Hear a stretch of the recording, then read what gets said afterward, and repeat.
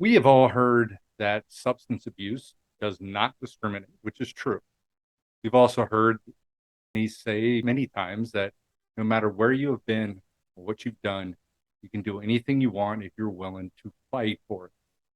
We're primarily going to be speaking of the latter today, and I've heard of and or worked with many individuals over the years who've spent many years abusing drugs and then quitting. Following their abstinence, they did big things, great things, and made a positive impact on the world. Now, I don't ever say that anybody is better than other people, but we do have a guest today who found methamphetamine at a young age, got clean in her 30s, and eventually became a federal administrative law judge. Now, I'm excited for this meeting today because this isn't something you hear often, and honestly, something I've never actually heard of. Now, I'm sure that there are other judges who have played around with drugs while young and maybe even had a problem with it, but how many are ever going to admit to it? She's currently retired, but has just released a book titled, I love the name of this, From Junkie to Judge. So please stay tuned.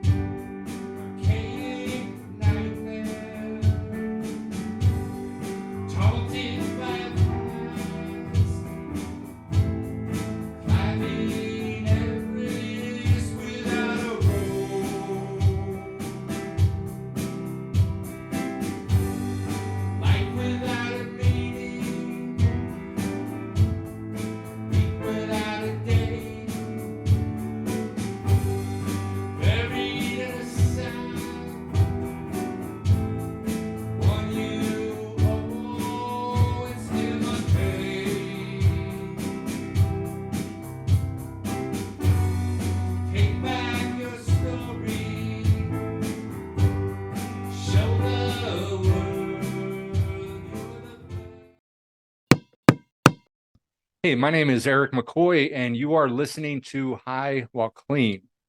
Please help support our channel. All we ask is that you subscribe to our channels. This helps our shows continue to grow. And please send me feedback, any thoughts you have. And I have been honored to have so many amazing guests since we started the show from all walks of life. And today we have a guest whose childhood was sadly very similar to many that struggle with substance abuse, trauma, sexual abuse, which push many to want to find a way to step out of the reality that they're in and find a more comfortable world that can seem easier to possibly deal with. Now, before I introduce our guest, and trust me when I say I may be more excited about what we're about to discuss and others for multiple reasons, and I want to let our listeners know that this show has been designed to bring about genuine conversation that have no preset plans, no preset questions. And as those who listen to our show are probably aware of, I first entered the world of recovery in 1989 after being arrested twice and given the option of 2 years in California Youth Authority or 30 days in rehab and probation. Of course, you can kind of speculate which I chose. I was 16 years old at the time, and I went through a 30-day residential and told that the 12-step program was going to be my solution. Now, 16-year-old making it in recovery is tough. And I'd love to say that I was successful, but I obviously wasn't. Alcohol and weed was my start. And once I found meth, my addiction would speed up, no pun intended. And my guest today has certain things that we can relate to, and specifically addiction. We were both IV meth users that eventually got clean. And this is where our paths separated for a while, but has merged back together in certain ways. She strives to help people, which has been my direction for most of the last 20 years. I wrote a book titled Pain, Failure, and Misery Are the Stepping Stones to Success to help inspire, motivate, and remind everyone that no matter where you have been or what you have done, you can do anything you want if you're willing to fight for it. Now, my guest has a book that is coming out that's titled From Junkie to Judge. Love the name. Our guest today is Mary Beth O'Connor, who became captive by the same substance as myself until she was 32 years old. And 6 years into her recovery, and this is where we can kind of say that we separated a lot, she went to law school and she worked at a large firm in Silicon Valley, then litigated class actions for the federal government. And then in 2014, she was appointed a federal administrative law judge. How cool is this? In which she retired in 2020. And based on my research on Mary, I see so many similarities with our thinking. There is no one size fits all philosophy. And again, I haven't spoken much to Mary before this, but the one thing I think is very important for all of us is a support system. Now, it's not my job to tell you what that is. I want to thank you, Mary, very much for coming on the show. Thank you. And I am a New Jersey girl, so it is actually Mary Beth, but happy to be here. Happy to be here. Mary Beth. Okay. Well, hey, so yeah, this is very exciting to me. And I had, and just so you know, for, where we kind of had said we sort of separated, I'm assuming you didn't get arrested in your addiction. Well, no, I was arrested when I was 18. I was arrested at 18. But I was only arrested that one time, and it was for meth and hypodermics. And this was like in 1979. And I think things were a little more lenient maybe than they would be today. But because it's a small town, they knew I hadn't been in trouble with the police before. They gave me a deal where I pled guilty to a disorderly person offense, which is in New Jersey below a misdemeanor. And they gave me in my sentencing that if I didn't get arrested again for 3 years, I could get my record expunged. And so that's what I did. Yeah. But gotcha. No, I had a brief stint in jail, and I was arrested that one time. Okay. I was thinking about that now, obviously you're coming out with a book. How open were you when you were a judge about this? So I mean, throughout my professional life, I got sober, as you say, at 32, and I worked my way back up the corporate ladder, because when I was using, I had worked my way down because I couldn't hold a job. And I never really talked about my substance use disorder or my trauma. I mean, or any of those personal things at work. I really put work in sort of a separate box. And I might have work friends, but it was at a certain level, not at sort of that deep sharing level. So the first time that I ever actually disclosed to an employer that I was in recovery was when I was going on to the board for Lifelong Secular Recovery when I was a judge, and I had to run it through ethics. And so I said, I think at the time I had like 25 years or 23. And I was vague, 23 years of sobriety. Here's what I'll be doing for Lifelong. And I didn't say anything else. And I'm guessing that they assumed alcohol, but they never asked. And I never said. So it was after I retired that I was really able to open up a lot more. Yeah. Yeah. I think it would kind of be a negative, especially as a federal judge, right? Yeah, I mean, it shouldn't matter if you have 23 years or whatever I had at the time, it should be irrelevant. And it really was at that point, but you don't know how people will take it. And I do in part talk about my story openly now, because I know not everyone has that option, because they have valid fears about repercussions, especially professional repercussions. Yeah, definitely. Yeah. Now, one of the things I really liked about when I was reading up on your stuff was and I think we have similar philosophies. Whatever works for people. And, I am not a 12-step person myself. I did do it, way back early on. And you are now on the board of the Lifelong. Is that correct? Yeah, Lifelong Secular Recovery and She Recovers Foundation as well. Okay. Do you want to explain real quick what that is for our listeners? Sure. So for me, when I went into rehab, they told me too that 12 steps was the one and only way, which I knew was not going to work for me, because not only am I an atheist, but I didn't like the powerless idea or turning my will and my life over. And so when I I tried to make myself fit as best I could. For example, I went through the steps to see if there was anything I could use. So for powerless, I didn't agree with powerless, but what I decided was I could agree that Mary Beth is powerless to moderate. Like there is no moderating for me, right? Like I can't do that. But when I got out, I actually went looking for options. Were they telling me the truth that there was only 12 steps? And you know, it's 94, so there's no Google. So I went to the library and I found options, and I found Women for Sobriety, which still exists. And I speak at their conferences. And then I found Rational Recovery, which today is Smart Recovery.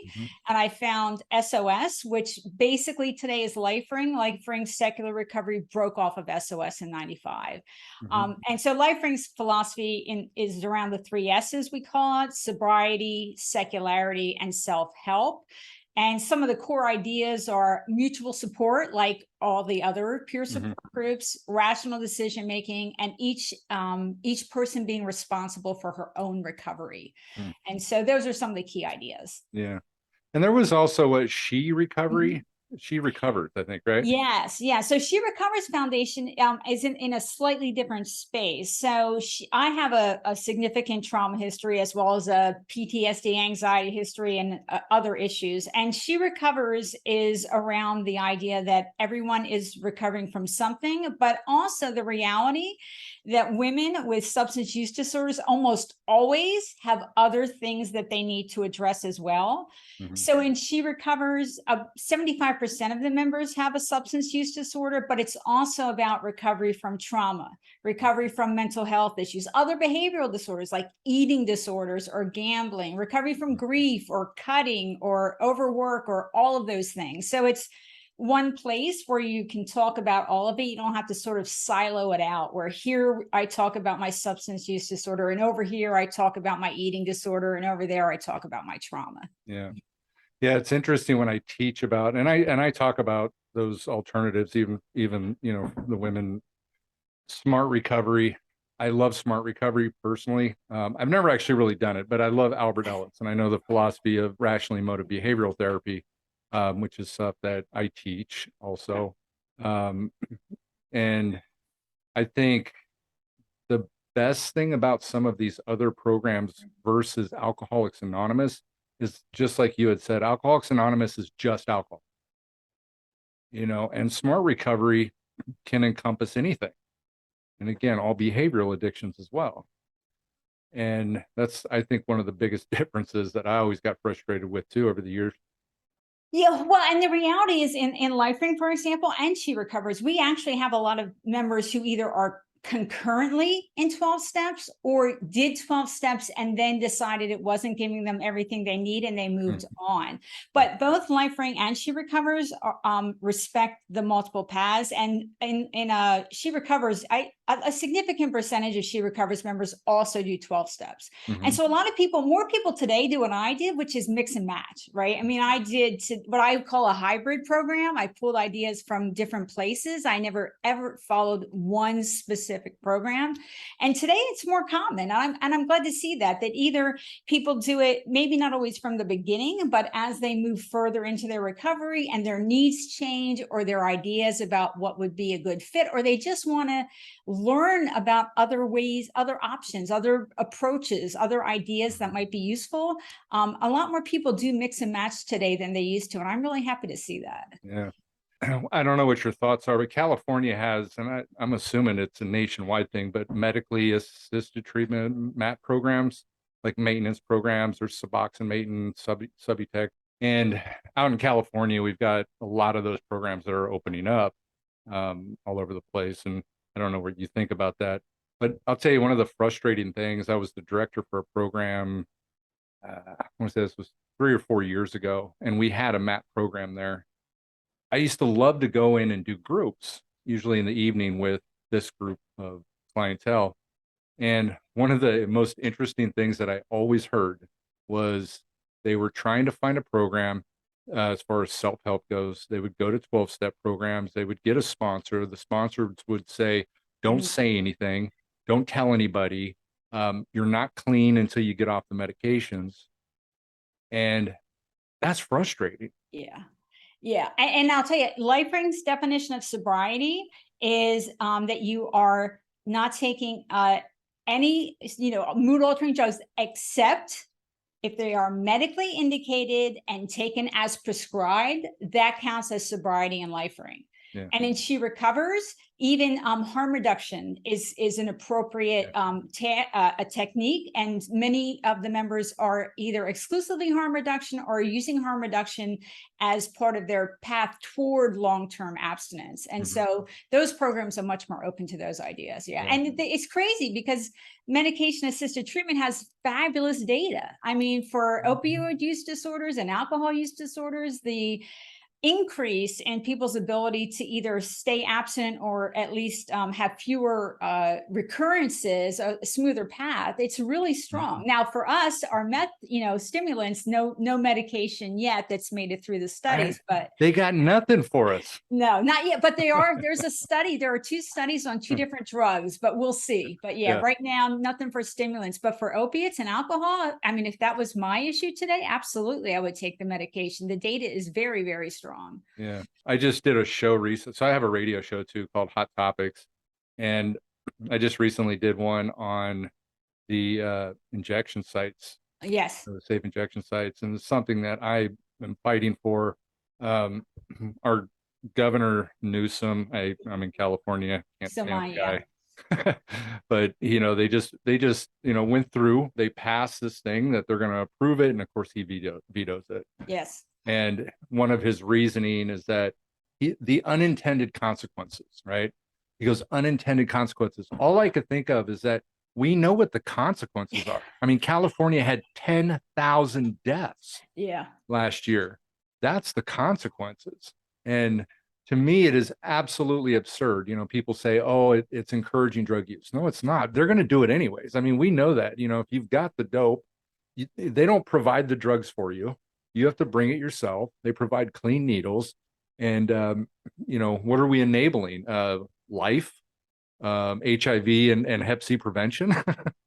Yeah, I mean, I did an op-ed for the Philadelphia Inquirer in support of their safe injection site, and the reality is, when they say we don't have the data, there is 30 years of data from other countries, right? 200 places or whatever around, and and New York, right? New York has New York has it now. Yes.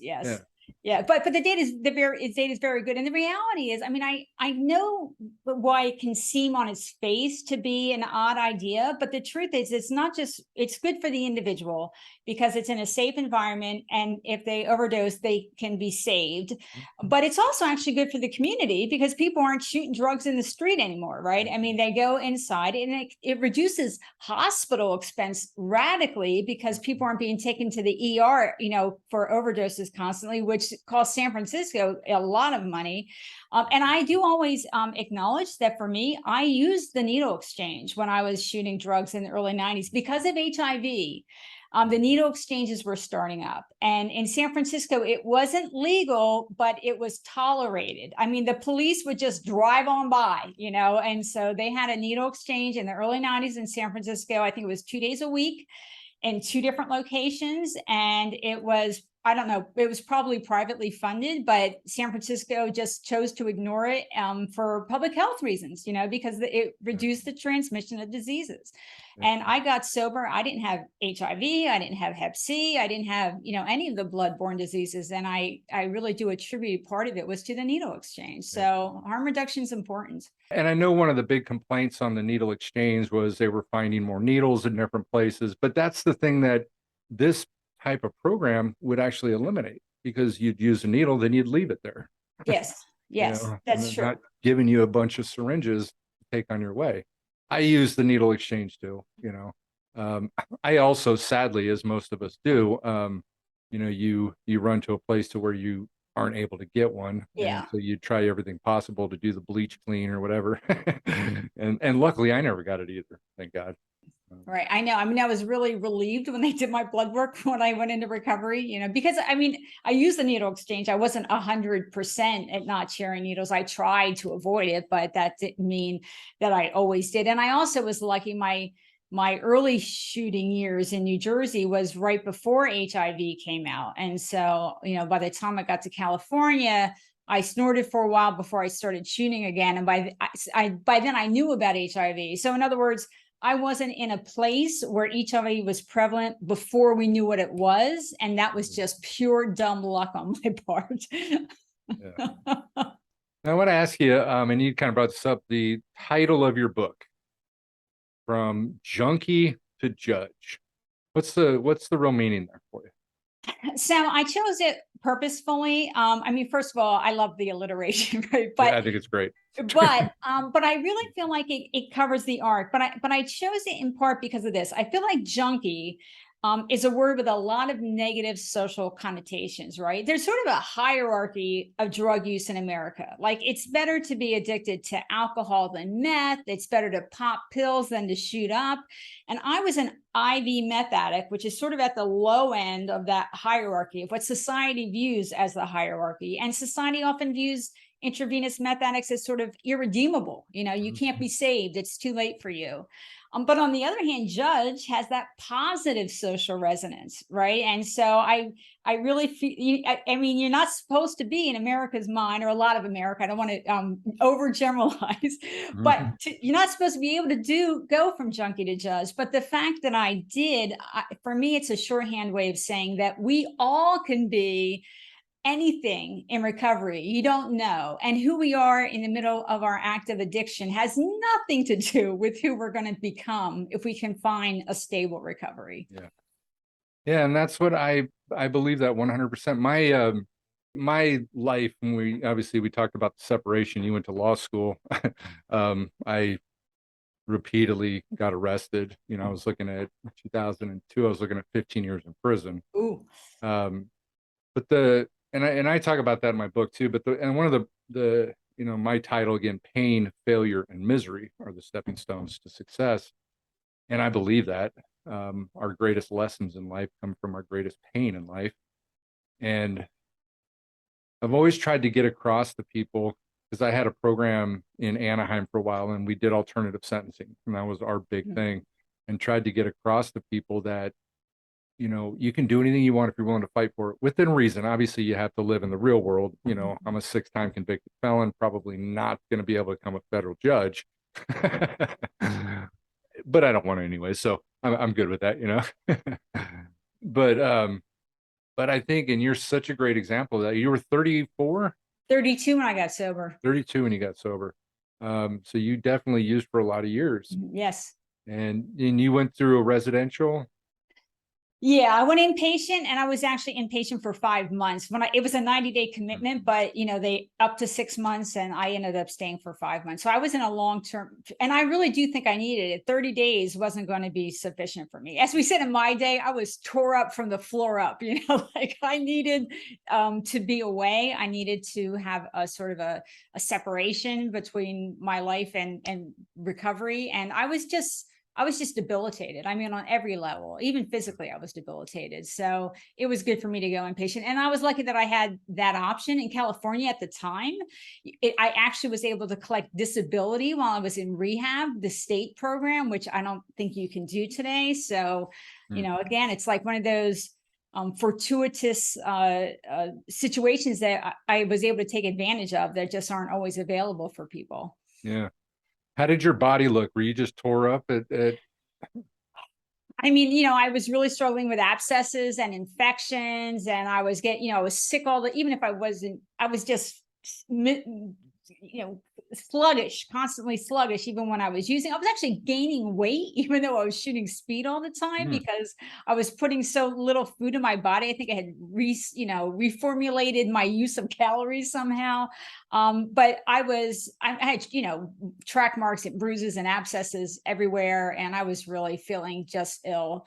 I could barely function. I mean, when I lost my last job, and I remember I was a Berkeley graduate with good grades, and my last job was word processing before I went into rehab.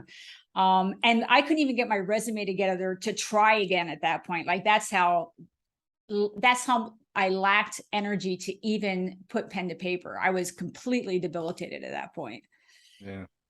Yeah. I was 130 pounds and I'm 6'4". Oh gosh, that's crazy skinny. Yeah. I was pretty emaciated, meth. has changed a lot, I think, over the years. Back when we were doing it, and we called it crank back then, Yes, we call it crank. Yes.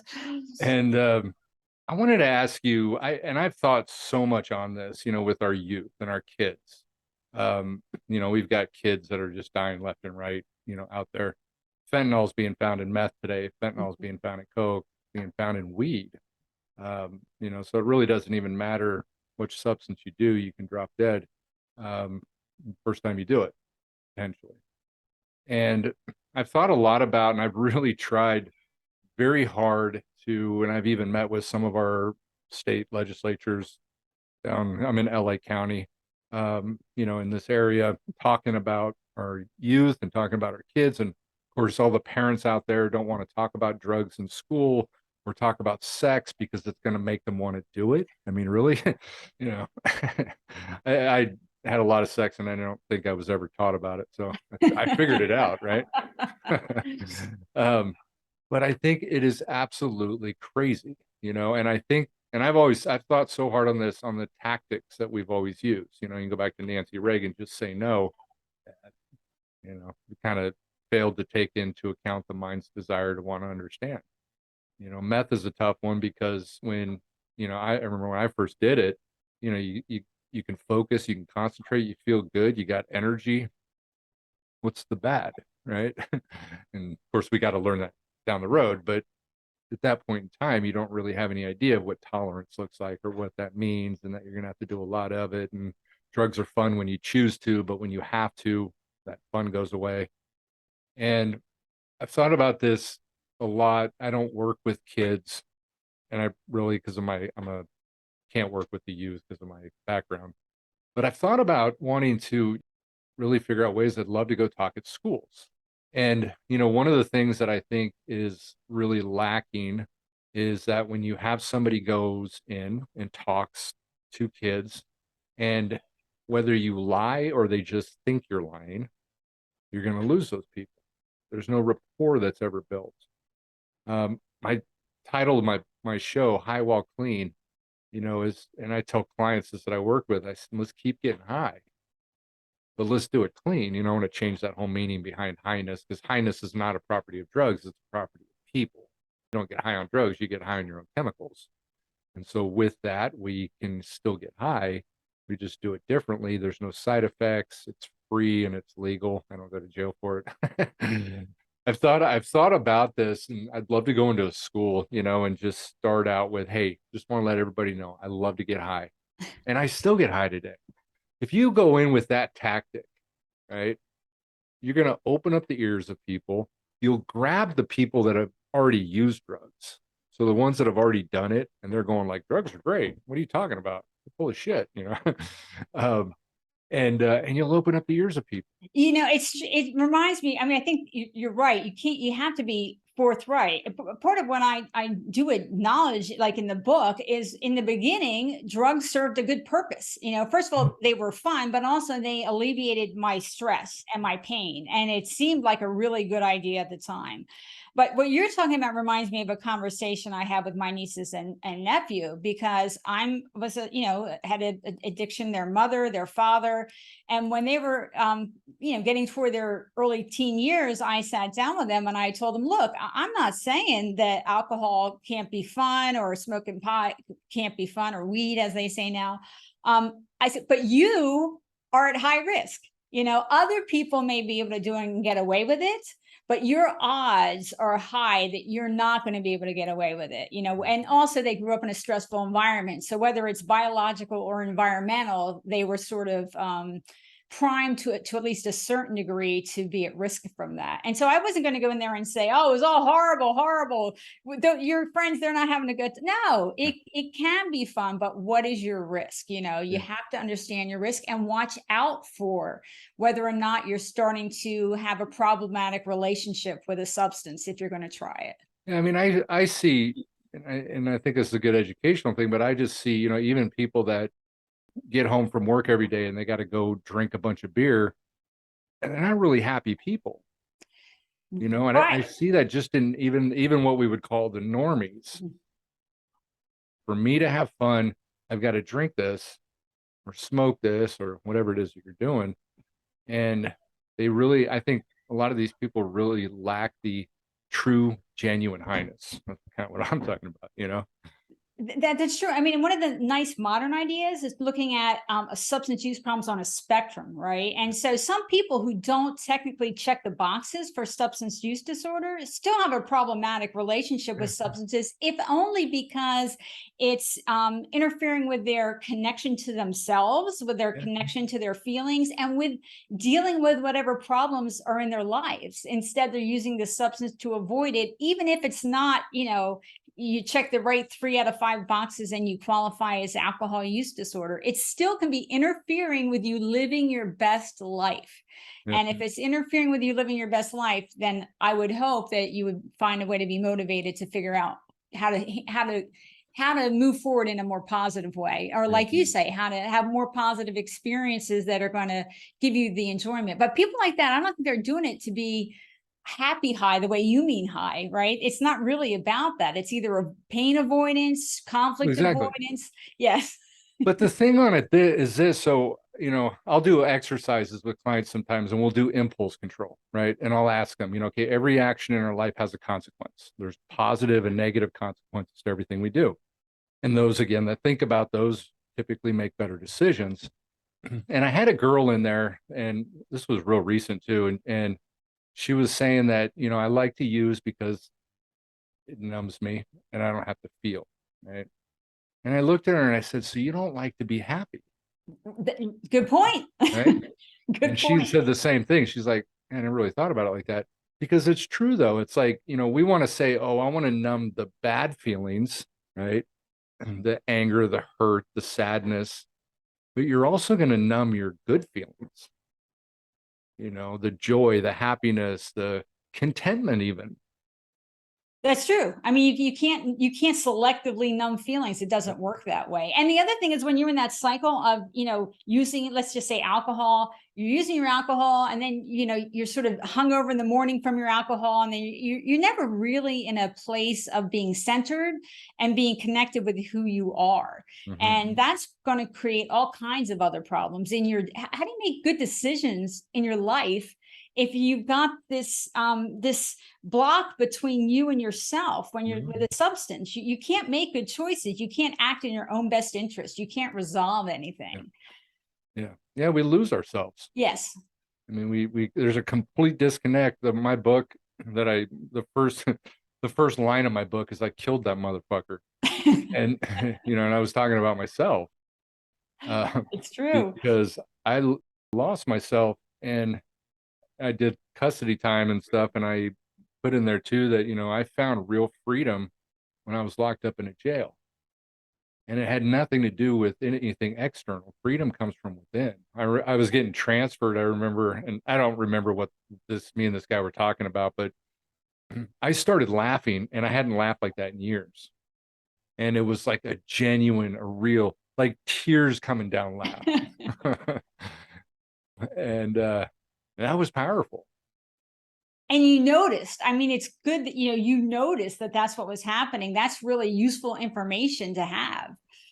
So so the book, real quick, I want to come back to that real quick. And so it's kind of an autobiography, I'm assuming, right? Kind of your story. Yes. So, I mean, I really wanted to do a couple things. So the full title is From Junkie to Judge, One Woman's Triumph Over Trauma and Addiction. And one of the things I wanted to do was to show how it was that I became a drug addict in my early teens and was shooting meth at 17 years old. So I do go through the trauma and the neglect that led up to that point to show how it played out. And then the other thing on the other end of it that I wanted to do was show what recovery looks like, because sometimes I feel in memoir, it's like I went to a couple meetings and everything was great. And, that's just not how recovery works. And so I do have almost like 30% of the book is the first couple of years of my recovery, including the challenges of trying to build a secular recovery plan, one that was individualized to me, but also I talk about the trauma recovery as well and the interplay with that and my substance use disorder recovery. So it does really go sort of from birth, because even that was problematic, up to when I'm 35, which is 3 years into my sobriety. And then a quick explanation of how I actually did become a judge. Yeah. Now you were administrative. What's the actual, what did you do as a federal judge? So I was I mean, there's all kinds of judges. And for me, I worked for the federal government, and I was an administrative law judge. And for the federal government, you work for a specific agency when you're an ALJ. And so I worked for the Social Security Administration. I was a judge basically for the Social Security Administration. What does that mean?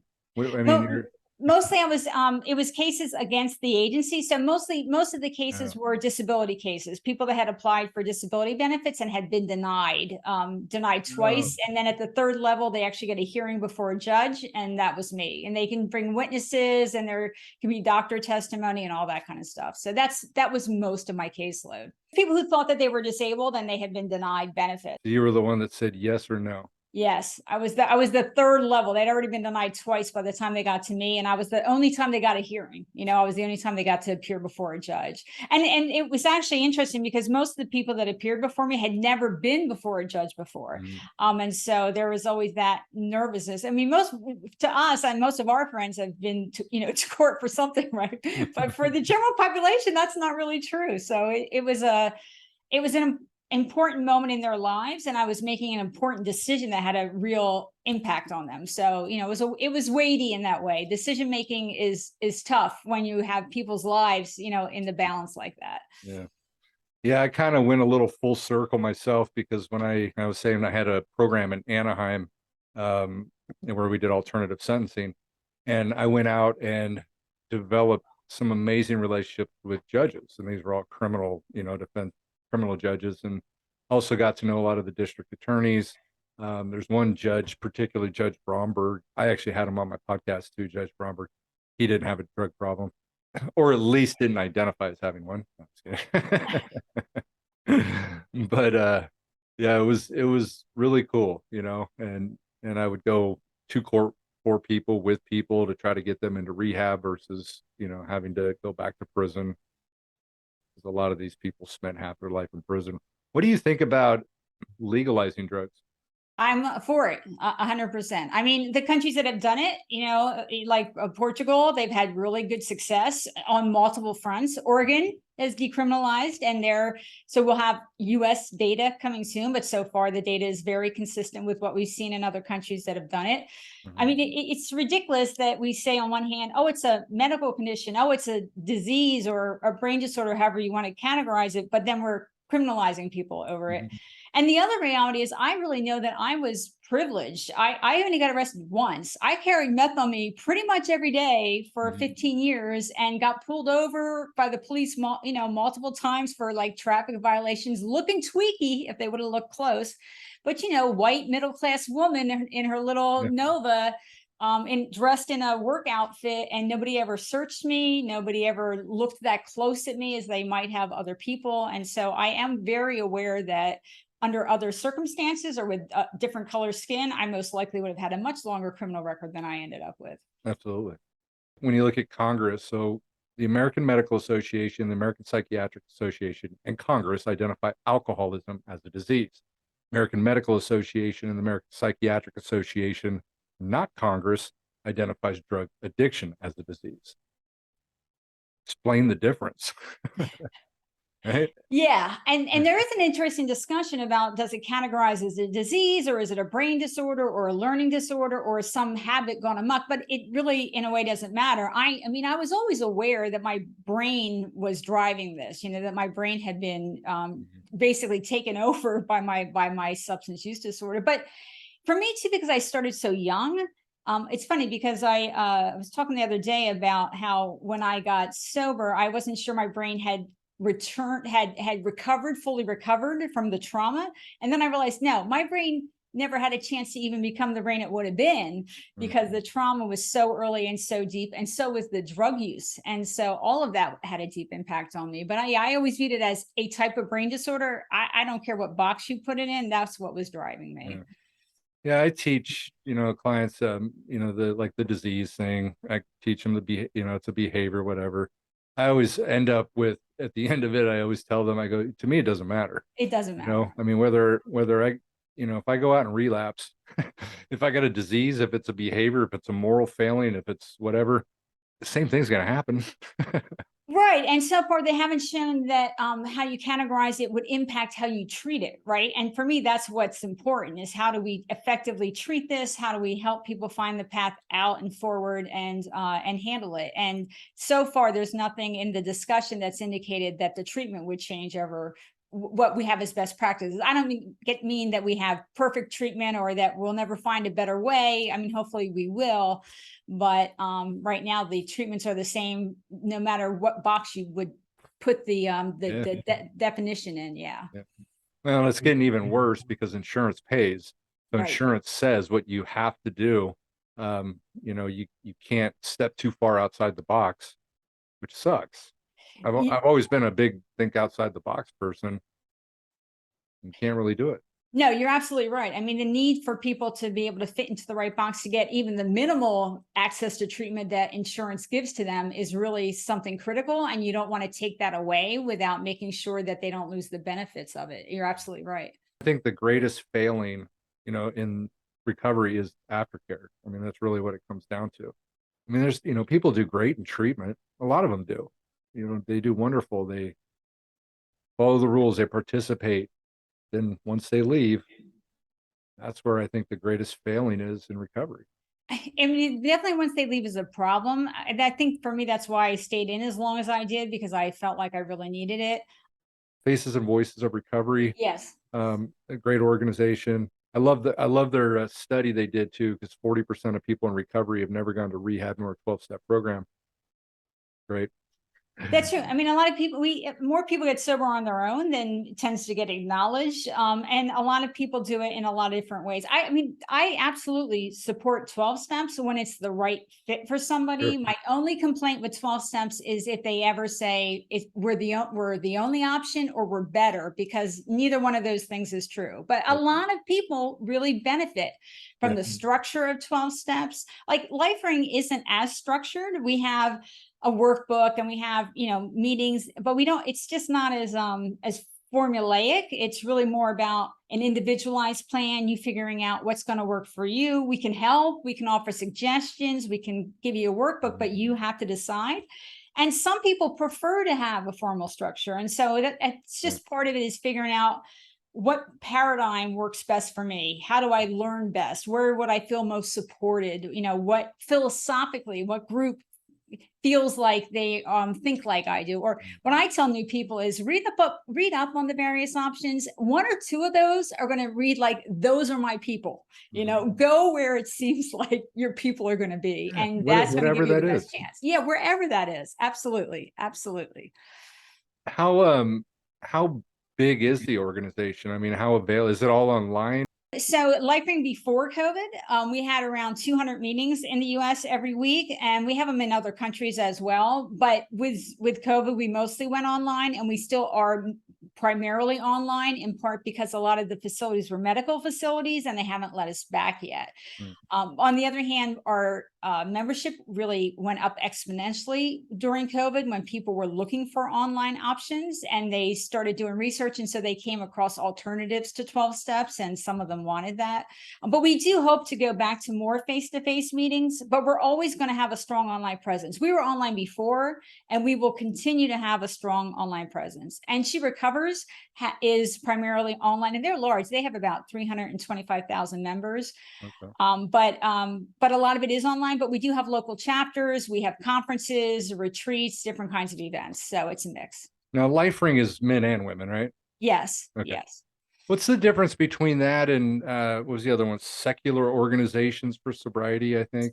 So LifeRing broke off of SOS in 95, and SOS is just very small at this point. There are only a few meetings around the country. So LifeRing is sort of the surviving entity of the two, but SOS does exist, and it's a secular option as well. And now that it's online, there are probably a few meetings online, but pre-COVID, I knew they were down to, I think, under a dozen meetings in the country. And that is the reality when it comes to self-help. I mean, if you were to say availability, the 12-step program is really it's everywhere. And a lot of the clientele that we work with, I would say more often than not, they do get engaged in the 12-step program. But we do have those that I know are not going to do it. Those are the ones that I love to find something else that works. Smart recovery is always the one that those that are not into the 12 steps seem to engage a little bit better with. Although I tell them the same thing you said, that even if you do the 12-step program, don't stop there, because there's so many things you're not going to get from the 12-step program. And I like what you had said too, is that, you know, people can do different ones. You know, I've told many of them that I think you guys should do like the principles of smart recovery and the 12-step program.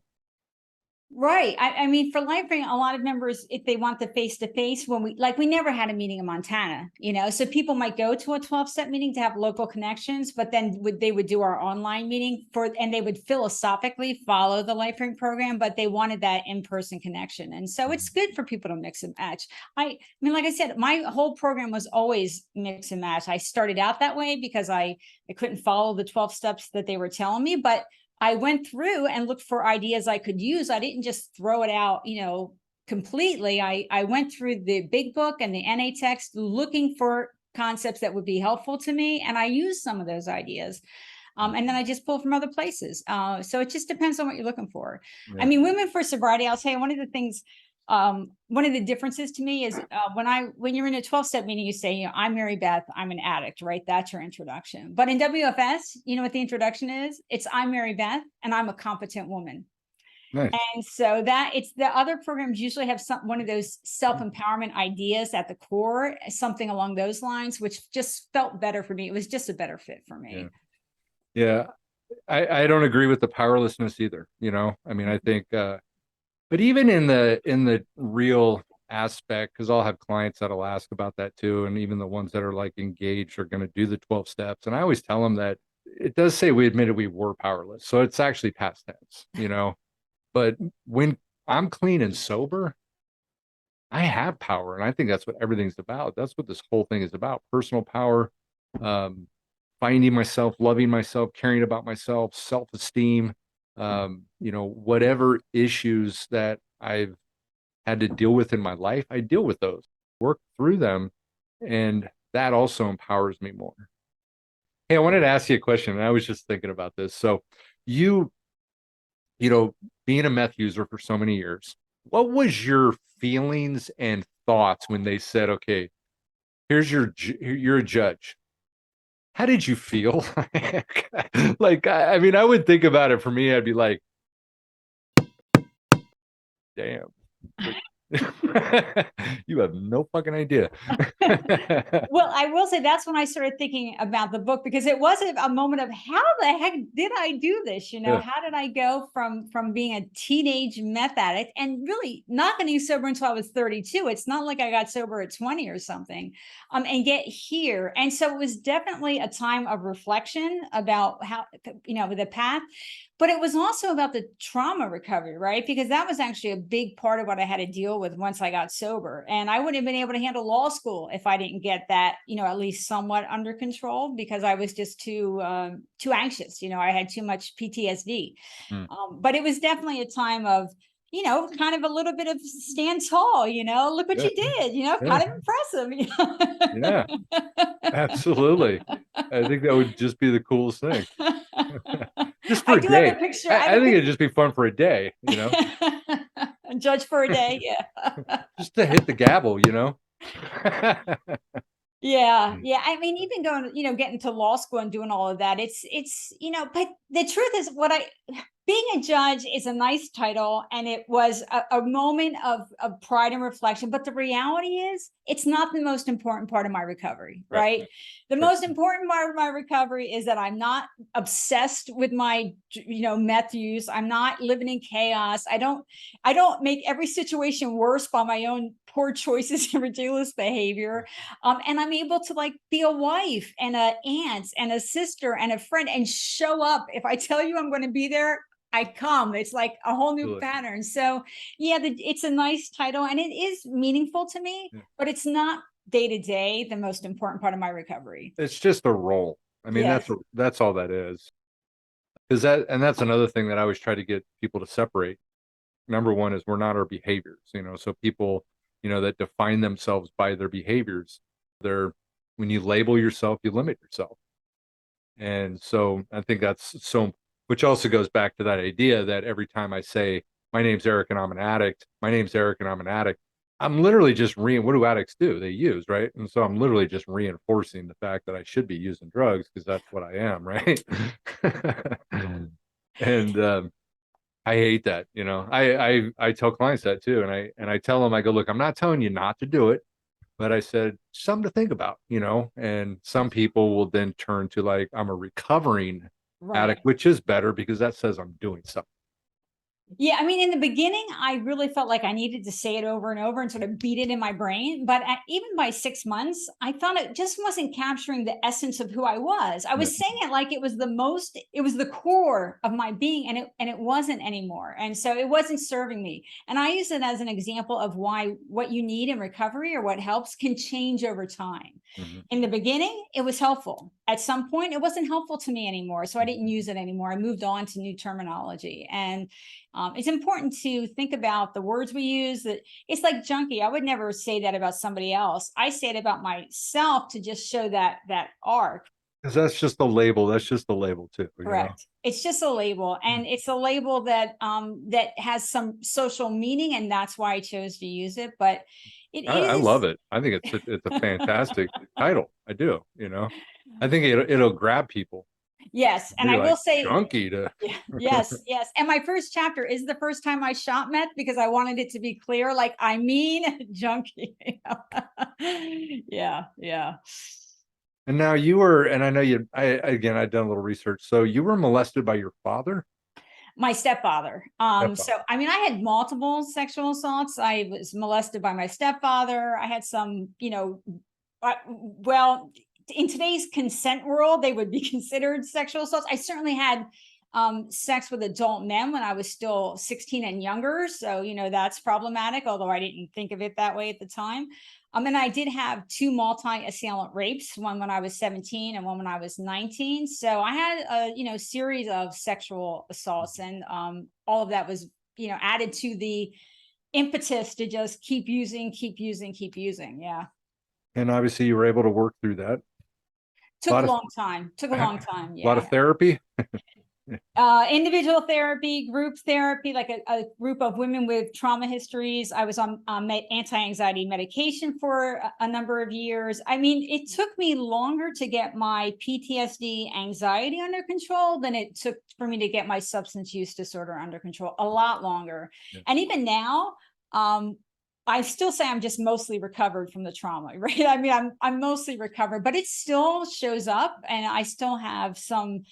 I don't have trust that things are going to work out. I'm always, I have a negative inclination towards situations, but my anxiety is a lot less intense, and it doesn't last nearly as long. I don't cycle and cycle. So it's much, much better. And again, you realize that we don't have to do this alone. I mean, that's the premise, I think, of the whole thing with all the organizations that you're a part of, 12-step, any of those, that we don't have to do this alone. We have a group of people. And I think that it's just such a power, and it's not a bad thing. I think about it today and it's like, man, that's awesome. Can I give you some of my problems? And well, when I talk about self-empowerment, which is, a life-frame philosophy, I always tell the newbies that asking for help is self-empowerment. Yeah. Deciding that you need help, whether it's professional or friends or family or peer support groups, that is a type of self-empowerment. This is what I need. This will assist me. And for most people, the mutual support groups, or for many people, are really beneficial in their recovery. And it is nice to to talk to people who understand you. You don't have to explain everything. They've been there. They know it. There's a shorthand you can use, and there's comfort in that, especially in the early days, I think the recovery community needs more thinkers like we are, in the sense that whatever works, instead of shoving things down people's throat. Because I get frustrated with that all the time, with even people that I work with that are stuck on the 12 steps. And I think we're doing a disservice to people. by doing that? I think it's dangerous. I mean, when they told me in rehab that I had to accept a higher power, or literally, or I was going to fail. Yeah. This is what they told an atheist. Yeah. I mean, I looked at them. Is this a good plan? You basically told me I'm going to fail on the first day that I'm there. So it's dangerous to tell people that there's only one way. First of all, it's not true. So why would you say that? It's not true. Don't say it. It's not true. Yeah. But it can really, it can interfere with people's odds of success if you tell them that they have to do something that isn't a good fit for them. Yeah, if you don't get a sponsor work steps or go to meetings, you're going to get loaded. I mean, that's the right. I think that is the worst thing you can tell somebody. It should come from a positive place. The 12 steps worked for me, and here's what I found valuable. Maybe you will find this valuable too. Let me tell you about it. Like, that's a very different approach. Absolutely. Than it's mandatory. You have no choice. This is the only way. Yeah. What you just said is technically what they're telling people, but they just don't know how to say it, because people take it, in the fashion of like, oh, they're just telling me all this crap. If you hear something from somebody that bothers you, just remember that they're just telling you what worked for them. That's it, and because that's true. They can't speak for other people. No, but there can be, a lot of pressure to conform. I mean, I certainly was under a lot of pressure to conform, and it's still true today. Sometimes people say, well, you can take what you need and leave the rest. And that is true for the smaller points, but it's not really true for higher power, powerless, sponsor, work the steps. There's core ideas.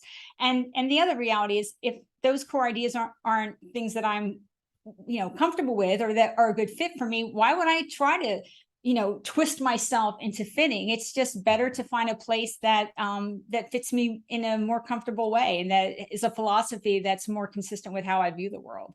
Is there something I haven't brought up that you want to mention? I don't think so. I mean, my goals are always just to encourage, be open, so people know that no matter where they are, they can succeed. Whether it's substance use disorder, usually with a combination. I mean, I'm not unique in having had child abuse and sexual assaults and all of these things. And I found my way out, and I'm really not all that special. You can too. But also do be aware that there are the multiple options, so that there's a space in the recovery community for everybody to find something that's going to be valuable for them, if that's what they are looking for. Yeah, you're proof that you're not stupid and just a blown out tweaker that's right. Has no brain left, right? That's right. That's right. But if you would have saw me when I was 30, you might have thought a little different. Yeah. But that is the powerful point, though, is that we can change. And I honestly find that most people, when they become them, when they become the person that they are intelligent, they're smart, they are loving, they care about people. And it's the opposite of what you think. Yes, absolutely. Absolutely. I mean, and I couldn't be those things even to myself, much less other people, when my entire focus was on using it. It isn't that I didn't want to or wouldn't have if I could. It was beyond me. I was incapable. Mm-hmm. So yeah, it is. Sobriety opens us up to connecting in all ways. And it's just it's such a relief, it's such a relief to not have to think about that all the time, to not be consumed with those thoughts. It's such a blessing. It really is. And the world's a lot bigger. Yes. Yes, it is. I mean, like, you're using the world's like that big, and then you get clean and whole world out there. Moving forward, it does open up bit by bit, and it keeps opening as you go along. Absolutely. I always ask this question for those out there struggling. What would you tell them? I would tell them to, try to find a sense of hope and just make the initial efforts, right? I mean, recovery is a process. Don't expect immediate, 100% abstinence. That if you get that, that's great, but be realistic with yourself. Just focus on what's my right next step. What next step is moving me in the direction I need to go. That's all you can do in any moment in time. Well, very cool. I want to thank you so much for doing this. Sure. Glad to be here. Yeah, it's great to have an ex-federal judge on our show.